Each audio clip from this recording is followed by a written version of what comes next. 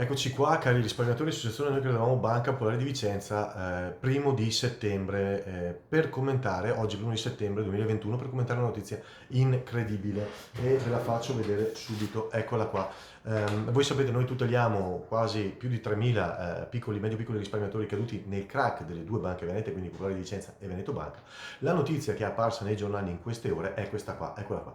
In uno dei filoni di inchiesta dei processi penali instaurati a Treviso, sul crack appunto dell'istituto di Veneto Banca, c'è la denuncia da parte di un PM che è Massimo De Bortoli, PM che denuncia il processo si incaglia per problemi informatici, la prescrizione incombe. Il processo che riguarda 8 ex manager di Veneto Banca indagati in processo penale per associazione a delinquere finalizzata alla truffa. Questo è il processo, queste sono le difficoltà che il PM sta incontrando e che ha denunciato sul giornale, quello qua, questo dovrebbe essere la tribuna di Treviso di ieri.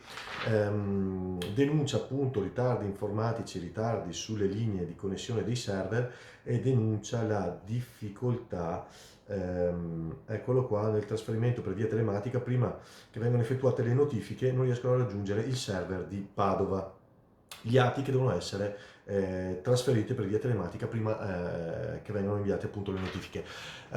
Questa situazione è ovviamente scandalosa, è ovviamente inaccettabile. Non abbiamo aspettato un secondo, sapete che noi siamo sempre sul pezzo e sempre pronti e attivi. Abbiamo scritto una lettera qua alla mano alla ministra Cartabia. Abbiamo sottolineato come noi, associazione che da 5 anni si batte a tutela dei risparmiatori, siamo noi stessi dei risparmiatori per il crack delle due banche venete, abbiamo perso non solo i nostri risparmi coinvolti appunto in questi crack e in queste malefatte di questi due istituti, ma stiamo aspettando da 5 anni dei vari processi in corso verità e giustizia. In questa maniera, con un procedimento che sta per partire ma che non riesce a partire, che si vede incombere appunto la prescrizione davanti, caro Ministro, non si fa giustizia ma si fa ingiustizia, non solo per noi, vittime appunto dei crack, ma anche per tutti gli imputati che si vedono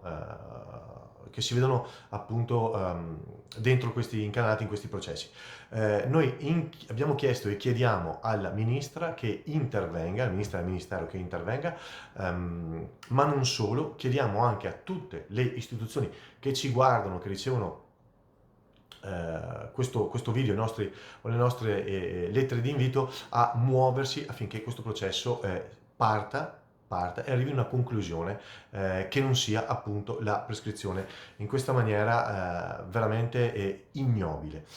Altre notizie: i rimborsi del FIR continuano ad arrivarci segnalazioni che 1,5 miliardi sta arrivando nelle tasche dei risparmiatori al 30%.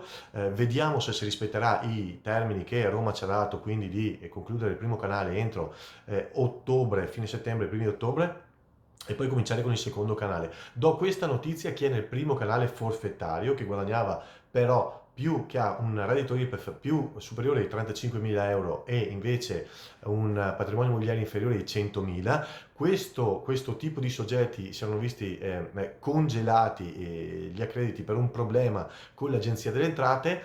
Da quello che ci arriva a Roma, da notizie che ci arrivano a Roma, sembra che dalla prossima seduta della Commissione questi problemi siano stati risolti e debbano cominciare appunto la liquidazione anche delle domande del primo canale per questi soggetti. Noi siamo qui, come vedete, sempre sul pezzo, sempre molto attenti. Dateci una mano a condividere la prima notizia, molto grave, e comunque anche queste altre notizie, condividendo la nostra pagina Facebook Noi Che Credevamo, sul nostro canale YouTube Noi Che Credevamo, oppure su Telegram Noi Che Credevamo News. Dateci forza, perché è l'unico modo per contare qualcosa. Come vedete, noi non molliamo mai. Grazie mille a tutti e buona continuazione, a presto.